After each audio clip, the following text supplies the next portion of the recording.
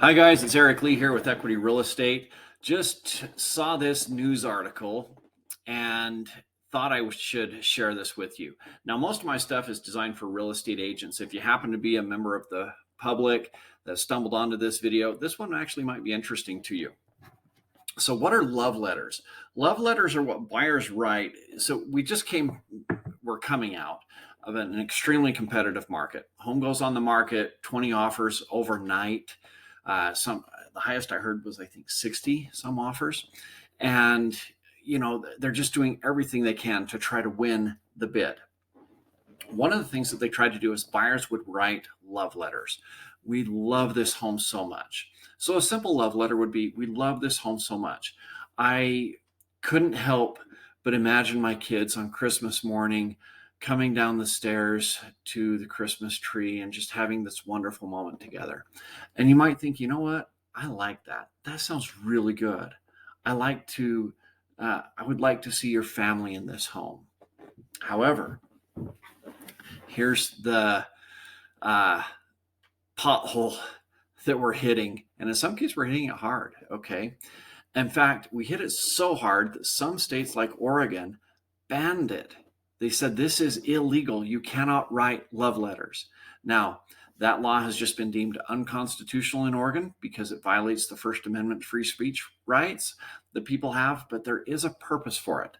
So that little example that I gave you, I can't imagine, or I can so easily see my children running down the stairs. Well, we've brought children into this, okay? And when we talk about familial status, that's actually an area that we can get in trouble for discriminating against. Okay, I've also mentioned Christmas morning, which might imply that I am a religious person. I might be Christian or whatever. And that also is an area that we can't discriminate against. So when, as a seller, I read a love letter and I don't choose that person, do I now have liability because I didn't pick them?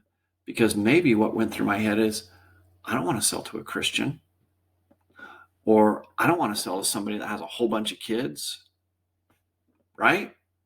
And now we're in trouble. And so what do we do? How do we approach this? First of all, as buyers, can we write a love letter and be in trouble? Not really. What we're doing is we're putting the seller in an awkward position. Okay.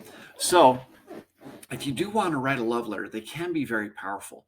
What you want to do is you want to be very careful, though, that if you're going to write a love letter, that you be very sensitive to how that could be interpreted and could potentially increase risk for a seller to the point where some sellers and some agents refuse to present love letters to their clients. Now, let's talk about, so if you're a buyer's agent and your buyer wanted to do a love letter, you would need to make sure and help them that it doesn't trigger any of these discrimination areas, even accidentally, even unintentionally. You would want to be very careful with that. Okay.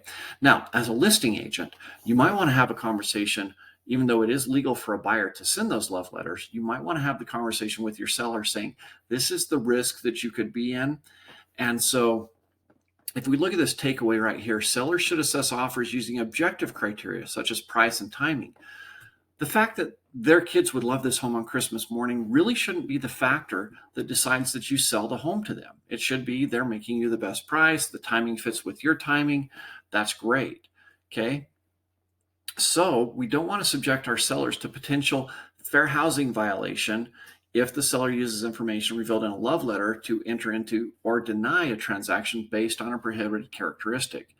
So when we present this information to our sellers as listing agents and we talk about this risk, our sellers may say, you know what, any love letters that you get, I don't want to see. Get that instruction in writing, and then you don't even present the love letters to the seller. That is the option. Okay, we do have to present all offers to them, but love letters aren't a part of that offer. Okay, so that is the option, but you need to have that discussion first with your seller. Otherwise, you have a fiduciary duty to share everything with them, to share all the information with them. But if they want to protect themselves, then they should give you written instructions that you save saying, don't show me love letters. All right, hope this helps you guys. Have a great day.